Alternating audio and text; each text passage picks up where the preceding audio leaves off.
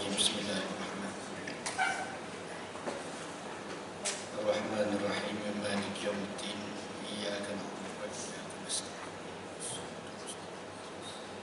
Shiratal ladzina an'amta 'alaihim ghairil maghdubi 'alaihim waladdallin. Alhamdulillahirabbil alamin. Wabihi nasta'in wassalatu wassalamu ala rasulil amin Sayyidina Muhammad wa ala alihi wa ashabihi ajma'in. Rabbi syrah li sadri wa yassir li amri wahlul 'uqdatam min lisani yafqahu qawli.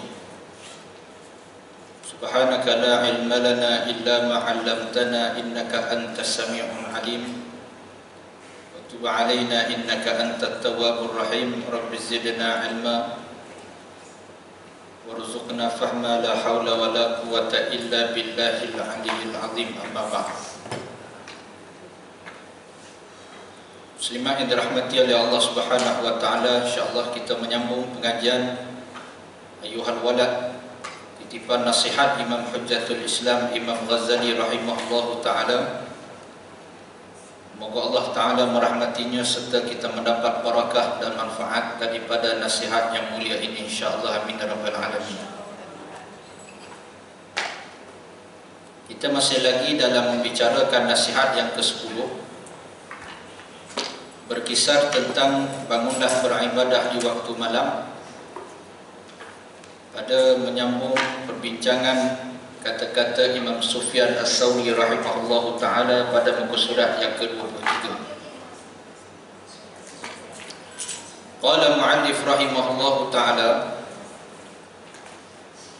dan berkata pengarang rahimahullahu ta'ala, dan berkata Imam Sufyan As-Sawri radhiyallahu anhu, sesungguhnya Allah Subhanahu wa taala menciptakan satu angin yang berhembus di waktu sahur untuk membawa zikir dan istighfar kepada Tuhan Raja yang Maha Perkasa. Dan beliau berkata lagi, apabila bermula malam maka memanggillah suatu pemanggil daripada bawah arasy, hendaklah para abidin segera bangun. Maka mereka pun bangun dan terus bersembahyang dengan sembahyang yang banyak. Dan apabila sudah berlalu separuh malam memanggil pula suatu pemanggil, hendaklah para qanitin segera bangun. Maka mereka pun bangun dan terus bersembahyang sehingga sampai ke waktu sahur. Dan apabila datang waktu sahur memanggil pula suatu pemanggil, hendaklah bangun orang yang mahu beristighfar. Maka mereka pun bangun dan terus beristighfar. Dan apabila fajar sudah naik menyising, maka memanggillah oleh suatu pemanggil, hendaklah bangun mereka yang lalai. Lalu mereka pun bangun daripada tempat tidur mereka, laksanakan orang mati yang dibangkitkan daripada kubur mereka. Muslimah yang dirahmati oleh Allah, kita menyambung tentang satu kata-kata seorang alim, yaitu yang bernama Sufyan Ats-Tsauri rahimahullahu ta'ala, yang memiliki mazhabnya tersendiri. Kealiman Sufyan Ats-Tsauri ini ada mazhab Sufyan Ats-Tsauri. Karena mazhab ni banyak, cuma yang kita ma'ruf iaitu 4 mazhab: Maliki, Hambali, Syafi'i dan juga Hanafi. Ini mazhab yang ma'ruf di tempat kita. Ada pun mazhab ni banyak. Kenapa? Kerana kealiman mereka ini membawa mazhab yang masing-masing. Kealiman mereka ini, mereka mengeluarkan hukum hakam masing-masing ini, beristimbat ataupun mengeluarkan hukum hakam melalui ilmu masing-masing. Maka Sufyan Ats-Tsauri ini merupakan seorang alim, digelar sebagai Ats-Tsaur, iaitu yang sebagai lembu. Ats-Tsauri itu maksud dia lembu, iaitu Sufyan ini digelar dengan sebagai Ats-Tsauri, Sufyan lembu. Kerana dinisbahkan kepada kisah Sufyan ini ketika mana satu hari Sufyan ini masuk dalam masjid dalam keadaan dia tidak terlupa untuk menjaga adab melangkah ke rumah Allah ini, tersilap melangkah dengan kaki kiri. Jadi kerana adab kita dalam rumah Allah ni kena langkah kaki kanan, keluar kaki kiri, masuk kaki kanan. Itu adab kita di rumah Allah Subhanahu wa taala. Kemudian bila masuk rumah Allah Subhanahu wa taala, maka kita salat tahiyatul masjid. Kemudian ataupun apa solat yang kita dirikan, solat yang awal sebagai solat tahiyatul masjid, menghormati rumah Allah Subhanahu wa taala. Tetapi pada satu hari Sufyan ni tersilap langkah kaki kiri, sehingga terdengar satu suara yang memanggil, "Ya Saud, lembu." Kerana orang yang tak beradab ni lembu lah. Yang tak ada adab ni lembu saja. Maka tiba-tiba bila mana Sufyan mendengar suara yang memanggil dengan panggilan "Ya Saud, lembu", maka Sufyan pun terperasan. Rupanya dia tersilap langkah dengan kaki kiri, tidak beradab dengan rumah Allah Subhanahu wa taala. Maka Sufyan merasa bersalah dengan kesilapannya, lalu meletakkan gelaran untuk dirinya sebagai As-Saudi, supaya tidak dipanggil dengan Sufyan lagi, supaya orang ramai memanggil dengan panggilan As-Saudi. Kerana apa? Kerana satu kesilapan tadi, sehingga penyesalannya kepada Allah begitu hebat. Lalu dia tidak layak digelar dengan nama Sufyan, tetapi selayaknya adalah lembu baginya kerana tidak beradab dengan Allah Subhanahu wa taala. Sampailah nama As-Saudi menjadi nama yang lekat sampai hari ini. Nama yang orang kata kekal sampai hari ini, kerana kezuhudan dan juga lambang tawaduk, kehinaan Sufyan As-Saudi ini di hadapan Allah Subhanahu wa taala. Kalau kita orang panggil kita gitu, kita cari balik siapa yang panggil kita. Nak masuk, silap masuk surah Raudah kita ni, silap masuk kaki kiri, tiba-tiba ada orang panggil lembu.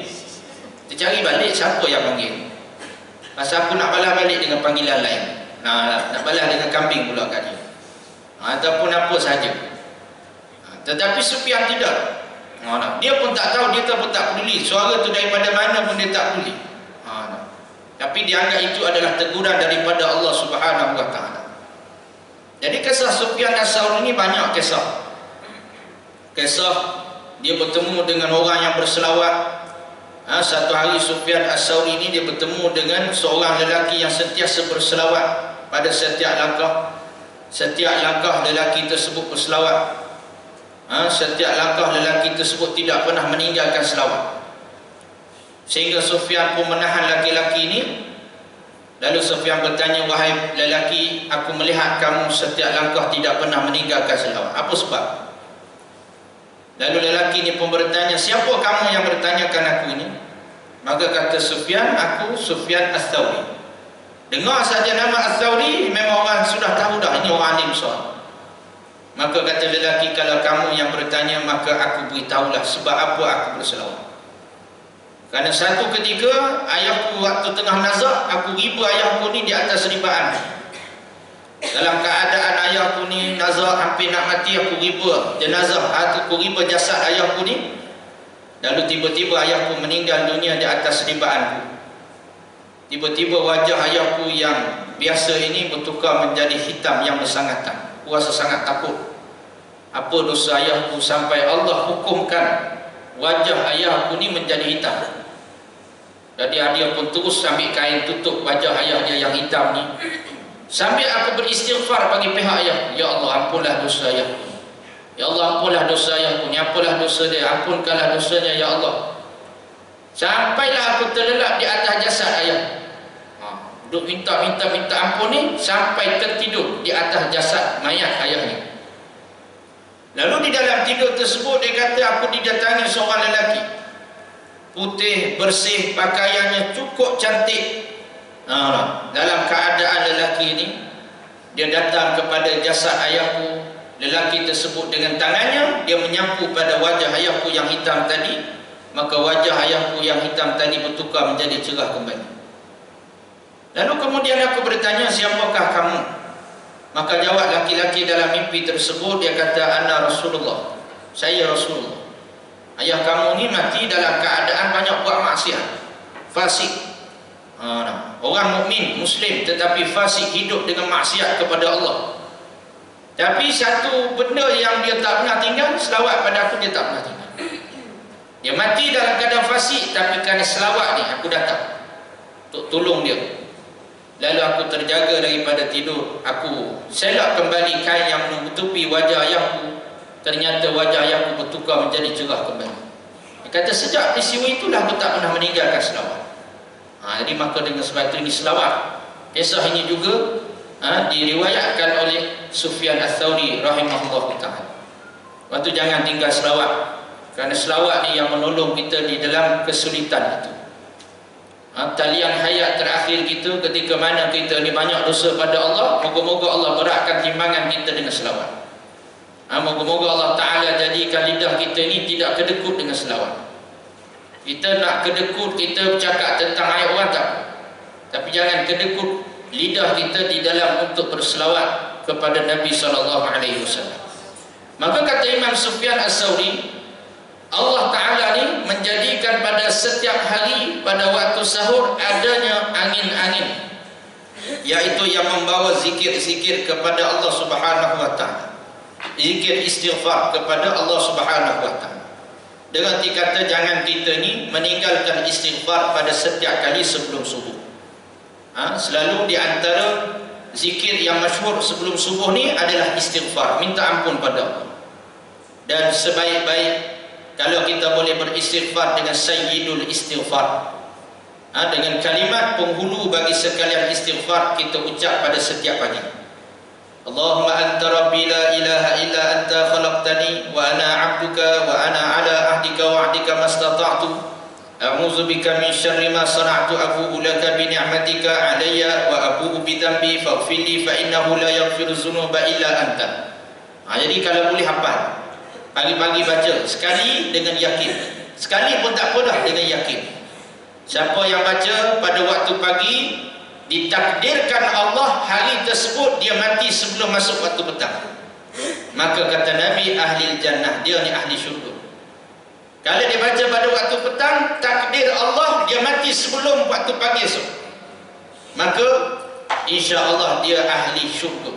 Ini Nabi sebut tentang kelebihan sayyidul istighfar.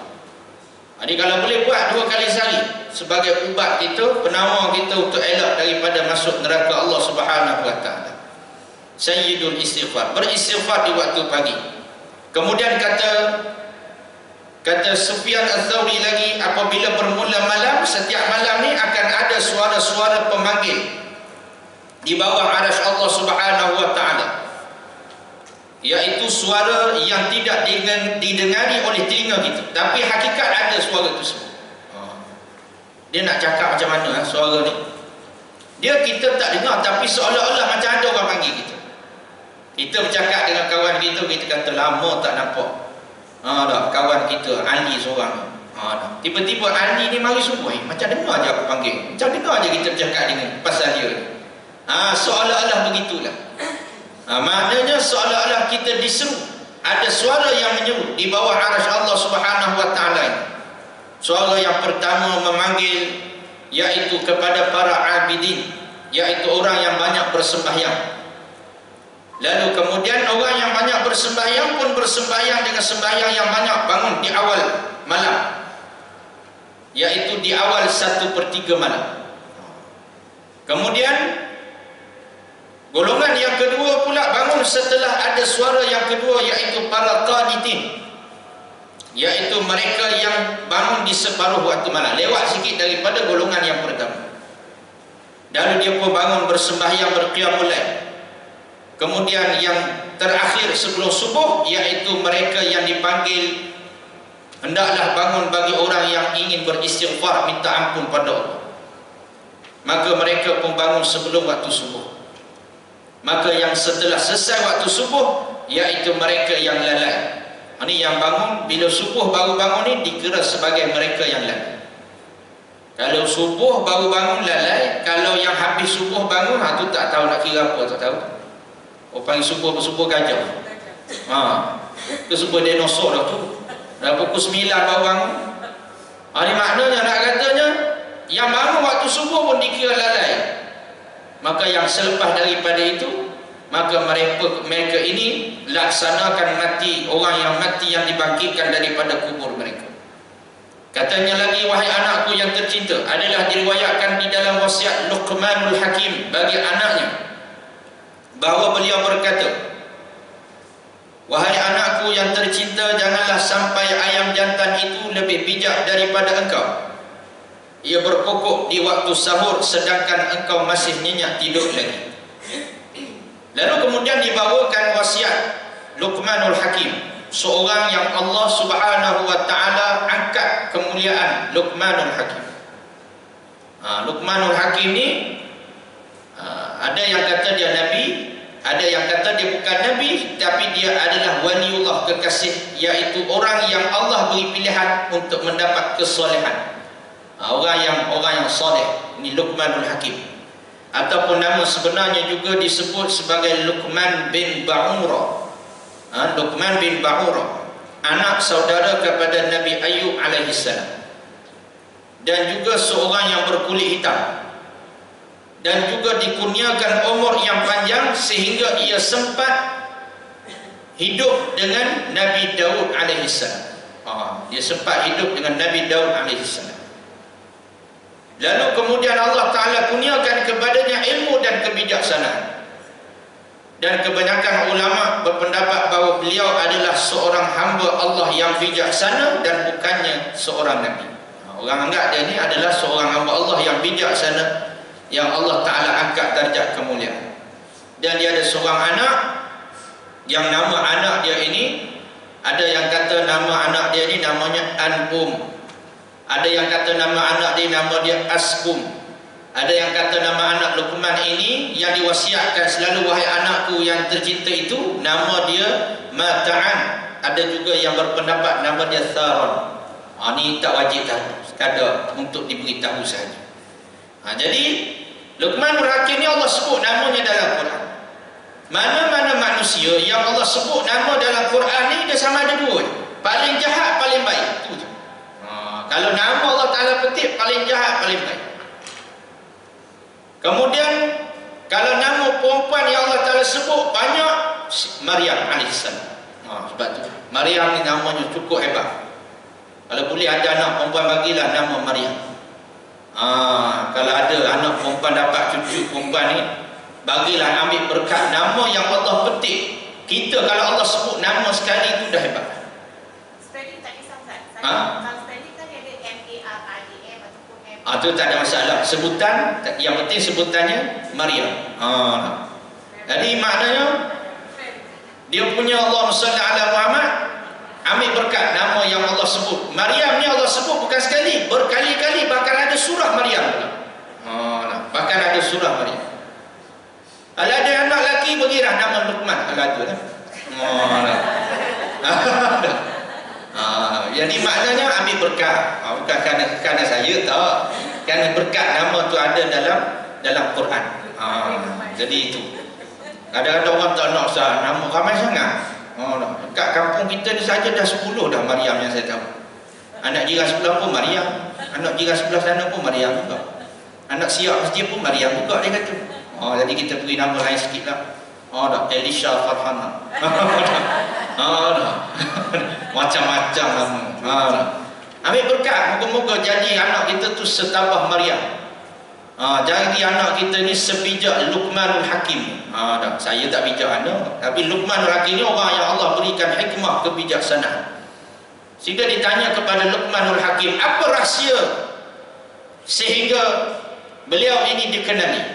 Apa rahsia sehingga beliau ini menyebabkan kata-kata beliau ini membekas di dalam jiwa kalau dia bercakap? Ini Luqmanul Hakim. Kalau dia bercakap membekas di dalam jiwa. Maka kata Luqman dengan 3 perkara. Maknanya siapa yang pegang 3 benda ni, Allah Ta'ala akan jadi angkat darjat. Dan kata-kata dia Allah Ta'ala pelihara, dan kalau dia bercakap mudah menusuk ke dalam hati manusia. Pertama dia kata, tunaikan amanah. Bila diberikan amanah, kamu tunai. Apa saja kamu duduk, jawatan apa pun kamu ada, tunaikan amanah. Isteri, tunaikan amanah sebagai seorang isteri. Suami, tunaikan amanah sebagai seorang. Mak, tunaikan amanah sebagai seorang mak. Anak, tunaikan tanggungjawab sebagai seorang anak. Kemudian yang kedua, jangan pernah bercakap bohong. Jangan pernah kita menipu orang. Cakap bohong jangan. Hatta termasuk jangan tipu anak itu. Itu selalu saya sendiri pun kadang-kadang ingat buat pada orang rumah, jangan berjanji pada anak kita yang kita tak boleh tunai. Kita nak berhelah, nak suruh dia berhenti menangis contoh. Nanti mak beli aiskrim, dah tak beli pun. Jadi kita menipu tak boleh. Dia kalau bab meriwayat hadis pun, dia kalau dalam bab menentukan orang ni boleh percaya tak boleh percaya. Hatta kalau dia menipu kuda sekalipun, riwayat dia tak boleh nak pakai. Tipu kuda, bukan tipu orang, tipu kuda. Tipu kuda macam mana? Maknanya dia waktu dia hidup tu, dia pernah panggil kuda ni dengan makanan. Bila kuda datang kat dia, dia tak bagi makan pun. Dia saja nak suruh kuda tu datang kat. Macam kita tipu kucing. Itu acah-acah lah. Acah-acah nak bagi makan kat kucing. Kucing datang kat kita, tak bagi makanan pun saja. Nak gosok dia je. Itu kita menipu tu. Kalau perangai kita ni memang lama dah jadi hadis tu tak boleh nak pakai. Kita periwayat ni. Banyak-banyak kucing yang sudah kita tipu di Bandar Seri Putera ni. Yang menjadi masa skamer kita.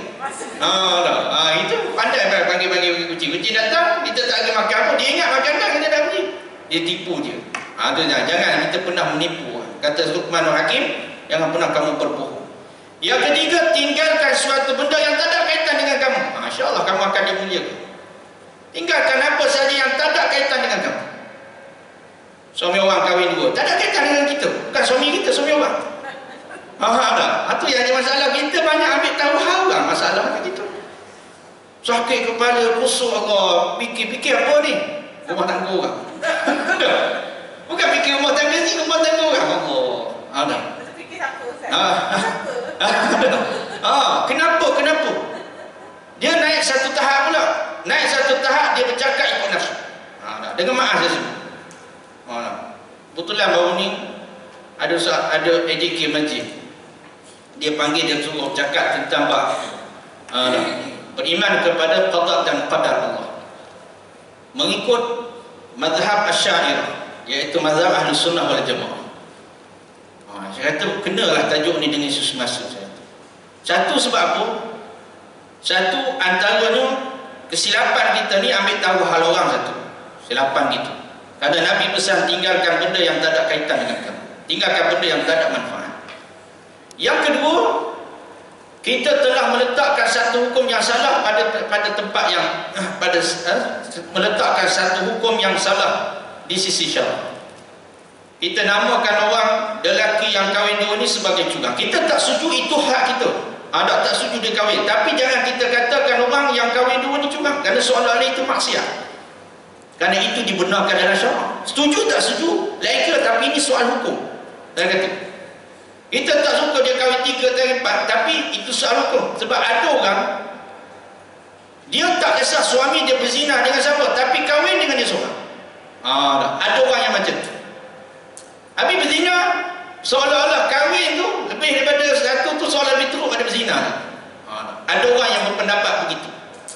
Baik, itu tolak ke tepi. Dia naik pula yang ketiga, sampai dia bercakap terpesong daripada pemahaman qada dan qadar yang sebenar. Sehingga ada ustazah dia keluarkan satu kenyataan, kahwin dua itu bukan takdir Allah. Dia cakap begitu. Jadi ramai netizen muslimah ni pun sokong, betul ustazah, kahwin dua bukan takdir Allah. Tak jaga itu. Dia kata tu pilihan nafsu di sini, bukan takdir Allah. Kita dengar macam apa? Pasal apa? Pasal kata betul lah, kahwin dua tu. Dia yang galak kata kenyanya, bukan takdir Allah yang dia kahwin dua tu. Sedangkan pemahaman akidah Ahlussunnah wal Jamaah kita meyakini semuanya itu sekecil-kecil perkara itu di dalam qada dan qadar. Lepas tu jangan hati-hati bercakap. Kita kadang-kadang bila kita menyokong, betul ustazah tu sendiri pun ke laut, ke laut merah mana tak tahu. Cakap pun ikut suka-suka tu. Kita soal nafsu kita tak suka tu, ya satu. Tapi nak kata ni tadi, tinggalkan benda yang tak ada kaitan dengan kita. Kerana bila banyak kita ni tu ambil tahu hal kaitan orang, ini akan merugikan. Satu, rugi masa kita. Rugi masa kita duk jaga hal orang. Jadi kadang-kadang saya tanya, bila kita tahu hal rumah tangga orang, saya tanya orang rumah saya, kita nak buat apa sekarang kalau kita tahu macam ni? Apa tindakan kita nak buat? Saya tanya gitu je. Saya kata dah, kalau kita tahu hal rumah orang, apa tindakan kita malam? Kita kena buat kerja dah macam ni. Kerja apa nak buat? Nak sibuk? Nak buat status? Ataupun nak buat apa? Kita nak announce ke orang biar semua tahu. Ataupun kita orang yang pertama yang menyebarkan berita tersebut. Jadi tak ada apa kaitan dan tidak ada kebaikan yang kita dapat. Maka kata Luqmanul Hakim, tinggalkan apa yang tidak ada manfaat bagi kamu. Jadi Luqmanul Hakim ni Allah Ta'ala berikan hikmah kebijaksanaan. Katanya kepada anaknya, wahai anakku yang tercinta, janganlah sampai ayam jantan itu lebih bijak daripada engkau. Jangan sampai ayam jantan, iaitu ayam jantan yang berkokok itu, dia lebih bijak, dia bangun di awal pagi sedangkan engkau tidur dengan nyenyak. Jangan sampai dimalukan dengan ayam jantan. Mudah kata malulah dengan ayam jantan. Ayam bangun awal daripada tuan ayam. Dan ini Allah Ta'ala jadikan ayam jantan ini, iaitu dia berkokok di awal pagi. Ayam jantan Allah Ta'ala takdirkan dia berkokok di awal pagi. Ada binatang Allah Ta'ala buat dia berkokok di awal pagi, iaitu ayam jantan, sebagai tanda dia melihat malaikat-malaikat Allah Subhanahu wa Ta'ala. Lepas tu kalau kita jenis susah bangun tidur, carilah seekor ayam jantan hidup ni, bila dah bilik tidur kita. Kalau kita susah lah bangun tidur lah, kita tengok siapa bangun dulu. Mungkin tak sampai semalam kot ayam tu jadi arwah. Pasal apa? Serabut sangat Ustaz. Main apa 2-3 kali sekali pokok, kudu pagi pokok, 3 pagi pokok, nak tidur pun tak boleh. Jadi Allah Ta'ala buat gitu. Hikmah binatang ni Allah Ta'ala buat sebagai pengajaran kepada manusia. Maka katanya lagi, dan sungguh indah, sangat indah sekali gubahan syair di bawah ini. Laqad hatafat fi junhi laylin hamamatun ala fananin wahnan wa inni lanaim. Kadzabtu wa baitillah law kuntu ashiqan lama sabaqatni bil buka'il hamaim wa az'umu anni haimun zu sababatin li rabbi fala abki wa tabkil bahaim. Yang bermaksud sesungguhnya memanggil-manggil di kegelapan malam burung merpati yang bertenggek di atas kayu. Ia terus sahaja menangis kerinduan sedangkan aku mabuk di dalam tidur. Bohong, sebenarnya bohong demi Tuhan yang memiliki Baitullah. Seandainya aku benar seorang yang asyik, sudah tentu burung-burung itu tidak akan mendahuluiku menangis. Aku mengaku bahawa aku seorang pencinta yang bersangatan dahaga untuk bertemu kekasih. Namun kenapa aku masih belum pandai menangis seperti menangisnya binatang-binatang itu. Jadi maka satu syair yang menjentik hati pengarang rahimahullah ta'ala ini, iaitu syair perumpamaan orang yang terlalu sayang kepada tidur. Dia tidak malu sebagaimana burung yang tidak tidur di malam hari. Ada burung malam hari berzikir pada Allah Subhanahu wa ta'ala. Sedangkan burung binatang di akhirat kelak ini, dia tidak akan diazab masuk neraka, tak ada. Yang diazab masuk neraka ni adalah manusia. Jadi kita yang mengaku hari-hari cinta Allah, sayang Nabi, tetapi dalam masa yang sama pengorbanan tidur pun kita tak nak korbankan. Bukan kita, kita sebab tidur pun susah nak korban. Susah nak bangun berperang pada jalan Allah lagi. Itu syarat wajib tentera Al-Qassam ni, wajib qiyamul lail. Adik kita ni tak lepas dah nak masuk Brigade Al-Qassam ni, tak lepas kita ni. Tapisan pertama tu tak lepas dah. Temuruga tu tak lepas dah. Tak layak nak dipanggil temuruga. Asal apa? Tidur banyak. Lepas subuh tidur. Dia pun cek pula. Dalam kuliah ada tidur dah. Tidur juga dalam kuliah. Tak lepas. Nak panggil temuruga tak boleh dah.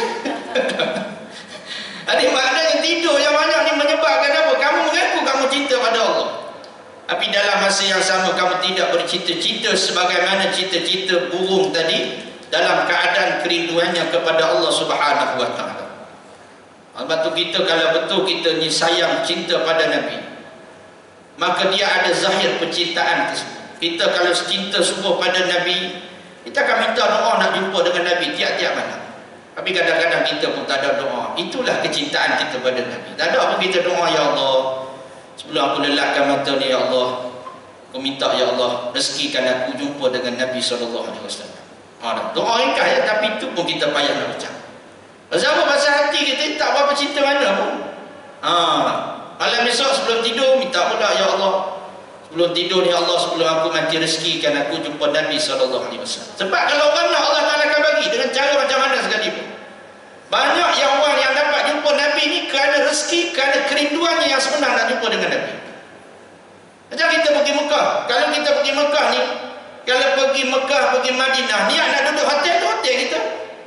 Tak ada pun nak turun beribadah, buat tawaf sunat, nak ziarah makam Rasulullah, nak duduk semayang kat Raudhah. Takkan dapat, kerana kita niat daripada awal nak tidur kat hotel. Dia kata hotel Mekah Madinah ni best, dia kata. Niat awal tu nak tidur dah sana. Pergi sana tidur, kaki tidur. Ada jenis pergi Mekah kaki tidur je. Jadi dia buat umrah yang wajib tu je, yang masa awal-awal tu, kemudian tawaf badan tu pun naik skuter. Jadi maknanya dia hanya pergi duduk makan tu je. Kenapa? Kerana itu. Sebab tu orang yang pergi umrah ni bukan semua pergi ibadat. Ada yang pergi makan je kerja dia. Orang pergi cari nak buat umrah sekali, duduk kedai makan. Pergi cari duduk kedai makan, makan je kerja dia. Ada. Jadi macam-macam orang. Oh, ni ada seorang jemaah, saya dia kongsi, dia kata, Ustaz, betul sungguh, dia kata, kita kalau kita nak Allah bagi sungguh dengan cara yang macam mana Allah Ta'ala bagi. Dia pun kongsi, dia kata, Ustaz, waktu tu saya ni umrah kali pertama, dia kata, pergi umrah ni, dia kata kali pertama waktu tu baru lepas buka border, lepas Covid, masa tu Omicron punya virus. Dia kata, dia sebut, saya tak ingat pun Omicron ke apa ke nama. Dia sebut macam tu, 2021. Saya pun pergi lah, Ustaz, dia kata masuk Madinah dulu. Dia waktu tu seorang boleh masuk Raudhah sekali je, dia kata.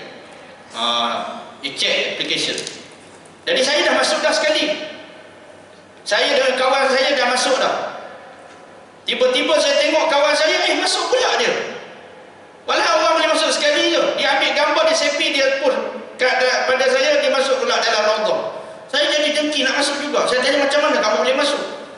Dia kata, saya tak tahu, saya nak ambil selipar, saya tertinggal je. Nampak ada kosong dalam Raudhah, saya pun masuk. Tak ada orang halang pun dia. Jadi dia pun rasa, saya nak pergi juga, dia kata, Ustaz. Waktu tu saya, hati saya membuat-buat nak pergi juga Raudhah ni. Sebelum saya tinggal Madinah, saya minta doa, ya Allah, aku nak masuk juga dalam Raudhah. Untuk kali terakhir sebelum saya berangkat pergi ke Mekah, dia pun pergi beratur di lorong pertama. Dia kata kat saya, sampai dekat askar tu, askar suruh tunjuk dia punya application. Tengok dah masuk dah. Dia kata, ni dah masuk dah ni. Dia pun halau. Waktu pula di lorong kedua, sungguh betul lah ni. Sampai kat askar kena halau juga. Dia pun termenung kat belakang seorang-seorang. Tiba-tiba mari seorang hamba Allah pakai baju serba putih, jubah putih. Tanya dia, Haji, ada masalah apa? Dia tanya. Orang dengan bahasa Indo lah. Haji, ada masalah apa? Dia kata, saya nak masuk Raudhah. Saya dah masuk. Tapi sebelum saya balik ni, saya nak masuk sekali lagi. Dia kata, tak apa Haji, dia kata, Haji tunggu sekejap. Saya guna pas saya, dia kata, saya guna saya punya kad saya. Dia pun pergi dekat askar tu, yang jubah putih ni ditunjuk kad kepada askar tu, dan ditunjuk kepada jemaah saya ni. Jadi askar pun tu panggil tu, masuk dalam kandang untuk masuk Raudhah. Yang masa tu dia buat kandang-kandang kan. Dia pun duduk dalam kandang tu pun dah masuk Raudhah. Jadi bila dah lepas kandang yang pertama ni, dia duduk kandang yang kedua. Bila lepas kandang yang pertama ni, ada dua tempat kosong. Dua tempat kosong tersebut, kebetulan tempat kosong tu depan mihrab. Jadi kata orang jubah putih ni, dia kata, tak apa Haji ikut saya. Jadi dia pun ikut lawan jubah putih ni. Seolah-olah macam anak ikut ayah lah, ikut follow. Yang jubah putih duduk depan mihrab Nabi, dia duduk sebelah kanan tersebut. Boleh duduk dalam mihrab, boleh duduk dekat mihrab. Lepas dia semayang apa semua sekali, orang jubah putih ni pun tanya pula, Haji nak semayang lagi ke? Dia tanya. Kalau nak semayang, kita tukar pula tempat duduk. Nanti jemaah saya, dia pula duduk bertentangan betul dengan mihrab nanti. Jadi sudah semayang tu pula, ajak bergambar pula. Ada gambar. Dalam Raudhah mana boleh bergambar? Tak boleh.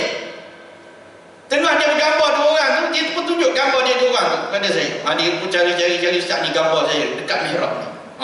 Dia kata tunjuk. Dalam masa yang sama ada orang lain nak bergambar, askar tak bagi. Dia dua orang saja boleh bergambar. Dalam hati saya, malaikat mana yang tolong haji ni kata. Dia kata, Ustaz tahu tak siapa dia? Dia kata dia tu pembantu Imam Masjid Nabawi. Dah 20 tahun duduk di situ. Dah tu yang mudah masuk. Orang terima, orang jumpa dia semua peluk dia. Jadi maknanya, kalau Allah Ta'ala berkehendak, kita minta macam-macam Allah Ta'ala boleh bagi. Lepas tu kita ni kalau rindu, betul-betul rindu, nak sangat jumpa Nabi, kita akan minta. Kita akan usaha kita, menangis kita. Seperti mana kesungguhan binatang-binatang menangisi, iaitu menangisi untuk bertemu dengan Allah Subhanahu wa Ta'ala. Nasihat yang ke-11, ibadatmu hendaklah mengikuti aturan syariat. Qala mu'allif rahimahullahu ta'ala, wahai anakku yang tercinta, intisari segala ilmu itu ialah bahawa engkau mengetahui cara mengerjakan ketaatan dan cara beribadah akan Allah Subhanahu wa Ta'ala.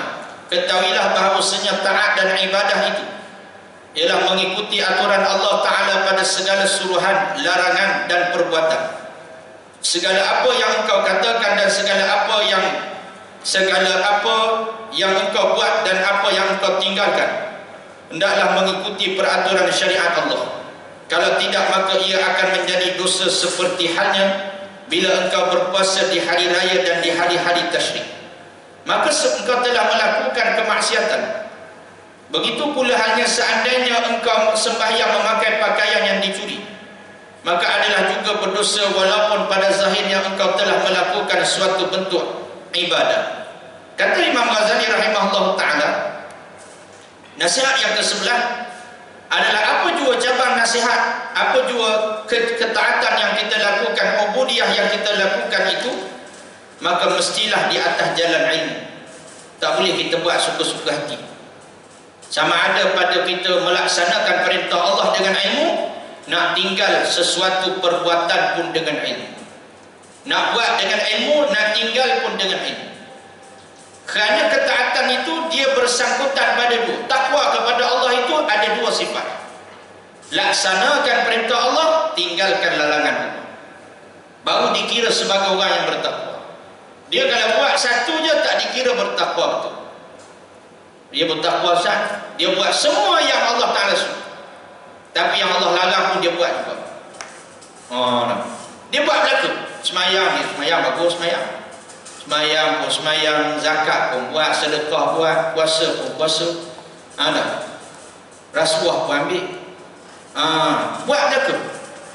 Mengumpat pun mengumpat juga, buat belaka. Ataupun dia tinggal belaka di saat bagus dah sah, dia tak dah.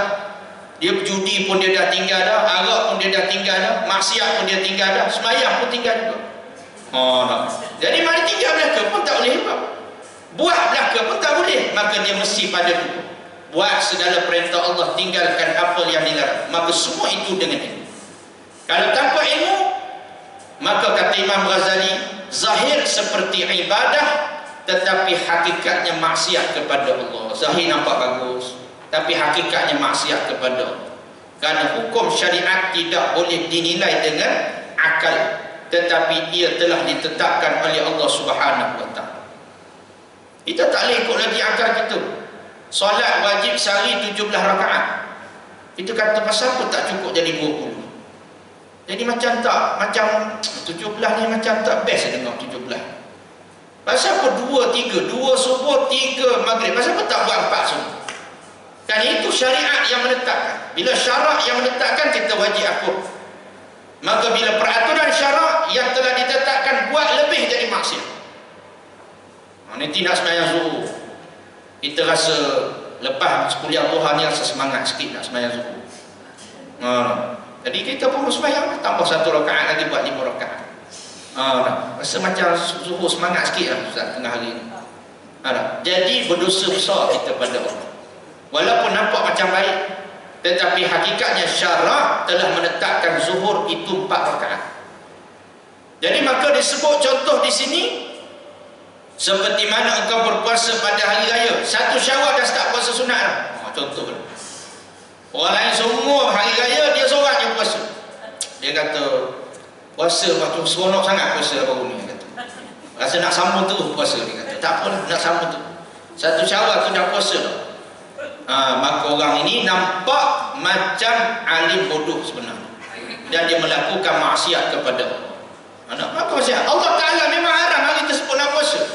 Tak kira lah puasa ganti ke, puasa sunat ke, puasa apa. Dah memang haram. 1 Syawal tak boleh. Dia kalau nak puasa 2 Syawal tu boleh. Jadi maka dengan sebab itu ketetapan Allah Subhanahu Wa Ta'ala. Termasuklah juga pada hari-hari tasyrik, dan juga termasuklah seseorang yang memakai pakaian-pakaian yang zahirnya adalah sebagai pakaian orang alim, tetapi dia memakai pakaian judi, semayang pakai pakaian judi, pakai jubah, pakai kopiah. Walhal jubah kopiah tu dia judi, nampak seperti ibadah, tetapi hakikat dia bermaksiat kepada. Ataupun juga dia semayang, bacaannya bagus, tetapi semayang dia tu tak ada wudu. Imam makmum semangat, kamu dah puji Allah, tak adalah imam subuh ni hebat, sejadah al-insan tak ada sangkut, satu pun tak sangkut ayat. Kata Tok Imam tu baru tak ambil wudu lagi tu. Kalau ambil wudu lagi dahsyat. Jam tu Tok Imam bodoh punya, Tok Imam jahil. Jadi sebab tu kita ni nak buat satu-satu mestilah buat mengikut kepahaman agama. Batu mengaji ilmu fatwa ini satu kewajipan, supaya perbuatan kita ni tidak bermaksiat kepada Allah. Khusus orang perempuan lagi lah, selalu saya sebut, belajarlah ilmu tentang haid ni, satu benda yang sangat rumit dan sukar untuk dipahami. Bahkan para ulama terdahulu kalau membahagikan tentang darah haid ni memang cukup susah. Karena beberapa ramai orang yang dalam keadaan suci dia tinggal solat, dalam keadaan sepatut dia semayang dia tak semayang. Kenapa? Kerana dia tidak memahami bagaimana cara nak menguruskan haid ini, ketika mana suci dan ketika mana datang di uzur. Antara benda asas saya selalu sebut mana-mana tempat pengajian yang menjadi kebiasaan orang ni tinggal solat. Pertama, ketika mana kita datang uzur, kan kita lah muslimah, datang uzur waktu zuhur, contoh tengah-tengah masa. Sekarang ni zuhur pukul 1 tengah hari masuk, kita pun duduk alik-alik tengah masa. Waktu tu suci lagi, cuma kita tak semayang sebab duduk masa.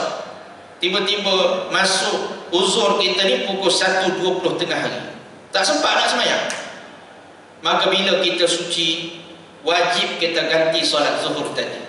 Kerana 1 ke 1.20 minit itu ada kesempatan kita nak semayang zuhur.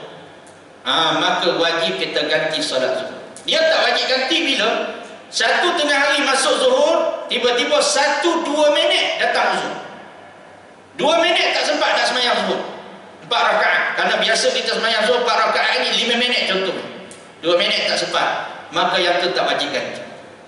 Tapi kalau ada waktu yang sempat kita semayang zuhur, tapi sengaja kita lengok masak ke duduk apa ke, maka wajib kita ganti balik solat. Itu biasa orang tak tersalah lah, biasa orang gantilah yang tu. Yang menjadi kebiasaan yang ada ramai orang tersilap ketika mana datang suci. Kita sucinya selepas asar contoh. Lepas asar darah kita berhenti, maka yang wajib ganti solat asar itu wajib kita ganti, zuhur wajib ganti juga. Ini yang ramai orang silap. Zuhur tu wajib ganti juga. Sebab apa? Sebab ulama dia mengira zuhur dan asar itu satu waktu. Kalau kita musafir, zuhur boleh jamak takhir lagi dalam waktu asar, dikira satu waktu. Jadi zuhur itu tidak boleh kita tinggalkan begitu saja, kerana zuhur itu masih lagi boleh dibuat di dalam waktu asar. Maka wajib kita, kalau tak ganti kerana kejahilan kita, wajib buat kira-kira balik. Ni ulama sebut ni, saya nakalkan ni kata-kata ulama. Jadi wajib dikena kira balik. Baik, kalau suci itu mari lepas maghrib, dia wajib ganti solat maghrib, asar tak wajib ganti. Sebab asar dengan maghrib waktu yang berlainan. Dia mari suci lepas waktu isyak, maka isyak dia wajib ganti, maghrib pun dia wajib ganti juga. Pasal maghrib dan isyak satu waktu. Kemudian dia tidur dalam keadaan uzur pada waktu malam, Tiba-tiba dia bangun pukul 7 pagi, tengok-tengok darah dah berhenti. Tak tahu berhenti waktu mana. Sebelum subuh ke lepas subuh berhenti. Maka kata ulama, 3 salat dia kena ganti, subuh, isyak dan maghrib. Kenapa? Kerana barangkali dia berhenti darah itu sebelum subuh tadi. Kalau berhenti darah sebelum subuh, isyak dah wajib ganti dah. Kemudian maghrib pun kena ganti juga. Sebab tu saya pesan, selalu saya pesan benda ni kerana terlepas pandang. Hatta pesanan saya ni pada orang rumah saya. Bila kita kahwin, saya pun tanya orang rumah, baik, awak tahu tak gantinya sekian. Kalau dia jawab dia tak tahu, wajib ganti. Tak kira bini ustaz tak bini ustaz. Kerana itu kejahilan kita waktu kita, zaman kita jahil. Yang bila kita tahu kena ganti. Nak ganti macam mana? Setakat kita buat kira-kira, congok-congok lah. Nak buatlah kira-kira kesungguhan kita nak bayar hutang dengan Allah Subhanahu Wa Taala. Ini yang ramai silap faham ni. Jadi maka dengan sebab itu, betapa ramainya orang yang tinggal sembahyang dalam keadaan dia wajib sembahyang. Nak hutang dia. Umur 60 baru sedar silap. Ini kepentingan mengaji. Untung kita mengaji. Tak percaya boleh balik kitab-kitab ulama-ulama yang muktabar membahaskan tentang perkara-perkara sedemikian. Melainkan perkara. Sebab tu dalam bab ini kadang-kadang ada ustaz-ustazah yang jangan maaf dia kata. Mereka silap di dalam buat rujukan sehingga mereka tak ada tahu tentang perkara. Sehingga menyebabkan orang pun terkeliru. Tak tahu. Termasuklah juga kalau orang perempuan ni ketika mana dia pantang di dalam beranak, pantang beranak. Ini satu hal lagi. Mungkin tak berlaku dari tapi beberapa tempat guru saya pergi, permasalahan ini berlaku.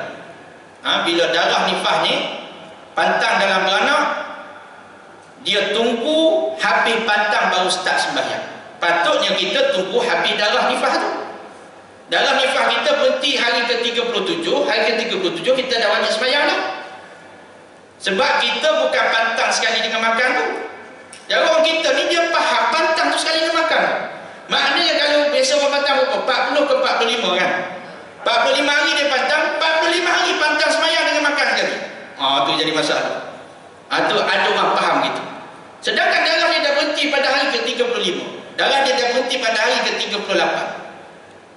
Jadi kita nak pantang makan tak ada masalah, tapi sembahyang jangan kita pantang. Kita nak pantang makan setahun pun tak apa, jimat duit suami. Saya kata dia pantang ni bagus, saya jimat duit kita. Bini kata nak makan musang kimak tak boleh pantang. No. Rasa nak makan lemcok tak boleh pantang lagi. Dia pantang makan ni dia memang cukup bagus.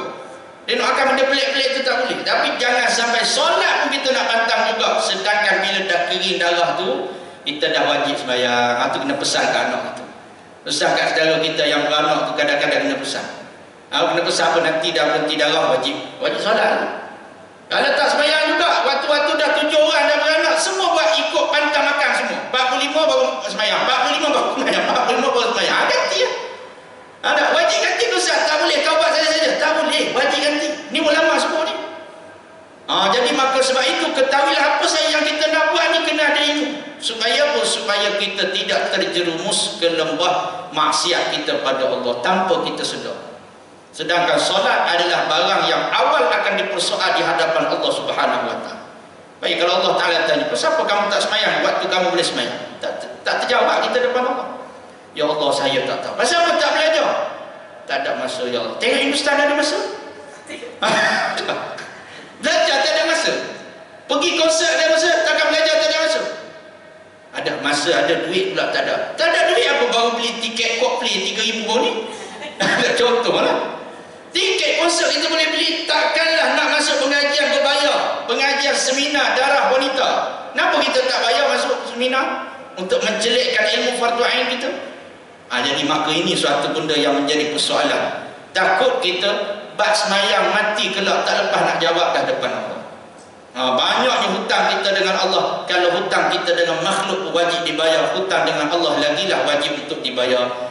Maka dengan sebab itu, simak yang dirahmati oleh Allah Subhanahu Wa Taala, maka zahirnya seperti mana engkau melakukan ibadah, hakikatnya kamu bermaksiat kepada Allah. Sebab itu buatlah ibadah itu dalam keadaan kita ada ilmu, supaya ibadat kita ini tidak menjadi sia-sia di hadapan Allah Subhanahu Wa Taala. Barunya ada satu tempat minta Dia kata, Ustaz, tolong bawakan sembahyang.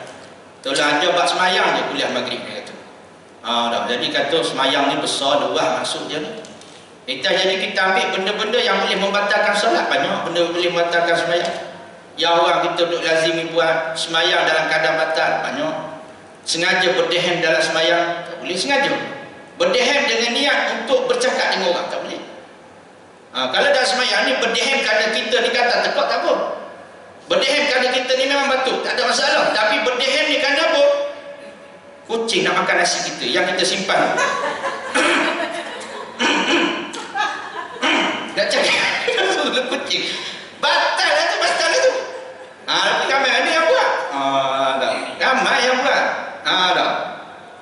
Kadang-kadang ada anak kita. Kita baru gosok tudung, dia duduk terik tudung.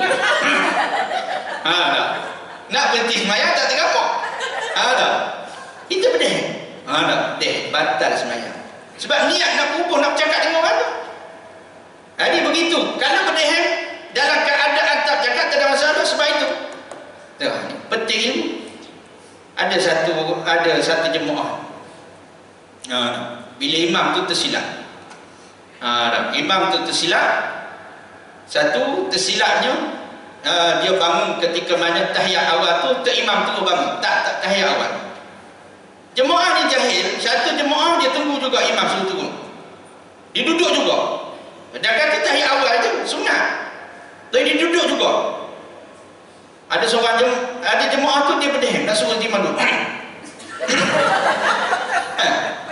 Ni benda berlaku. Batal sembahyang. Ada jemaah tu tegur, subhanallah, suruh imam duduk. Tu imam pula jahil, pergi duduk balik, mengulangi perbuatan tersebut. Tu imam pun batal sekali. Pasal benda tu sunat, patut dia terus sembahyang aja. Jadi dia berdiri, dia duduk balik nak buat benda sunat, batal sembahyang dia. Jadi maka dengan sebab itu jahil dia tu. Dan sekali jemaah tu niat mufarakah, jemaah yang tahu ilmu ni dia niat mufarakah, tak ikut imam, sudah sembahyang dia kata ni batal belakang. Dengan tu imam sekali batal. Sembahyang balik. Baru tahu rupanya. Apa tu? Lepas sembahyang ni banyak kalau kita nak faham. Sebab itu apa yang kita buat ilmu lah, penting ilmu ni. Supaya ibadat kita ni tak adalah tertolak di sisi Allah Subhanahu wa taala. Jadi kita berhenti setakat tu dulu lah. Nasihat yang ke-11, insya-Allah kita sambung lagi pada nasihat yang ke-11, perenggan yang kedua pada akan datang.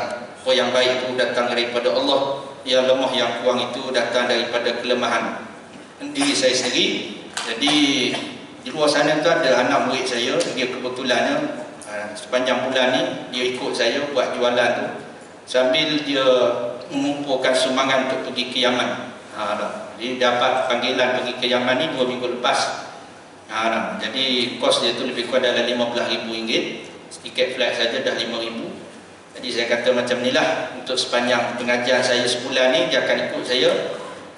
Sambil-sambil dia jual, sambil-sambil siapa-siapa yang nak bagi sumbangan boleh bagi sumbangan tu direct pada dia lah, untuk dia pergi ke Yaman hujung bulan Rejab nanti sebelum Ramadan. Ni antara pelajar kita yang dah habis 30 juzuk lah.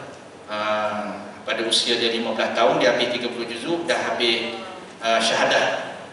Tahun depan tingkatan 4. Jadi jangan buat menantu lagi, muda. Takut pergi pijuk menantu.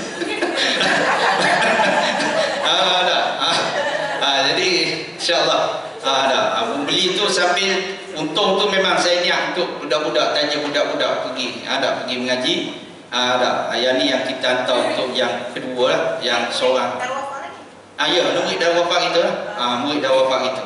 Jadi kita memang akan tolong budak-budak dan nak pergi mengaji ni, memang kita tolong. Sebab itu kehendak dia. Kita tak paksa.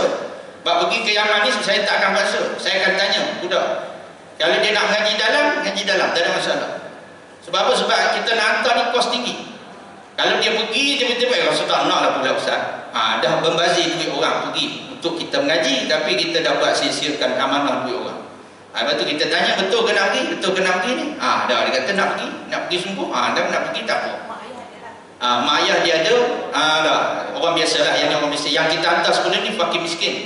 Yang ni orang biasa, tapi kita tolong jugalah. Sebab keluarga dia pun ada beberapa anak saudara dia yang ada kematian hari itu pun ada anak 2 orang, anak saudara dia 2 orang ngaji di Yaman juga pun dia tanggung juga, dia bantu juga. Jadi saya pun tak apalah, kita tolong bantu sekali lah.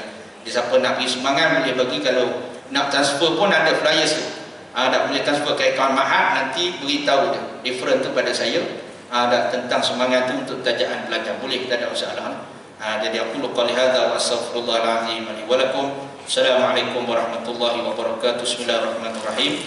Allahumma fakihna fid din wa 'allimna ta'wil wa hdina siratal mustaqim. Ya Allah, Tuhan kami, sebagaimana Kau himpunkan kami dalam keadaan baik pada pagi yang mulia ni, Allah himpunkanlah kami di akhirat kelak dalam syurga firdaus tanpa hisab. Wassallallahu ala Muhammad wa ala alihi wasallam.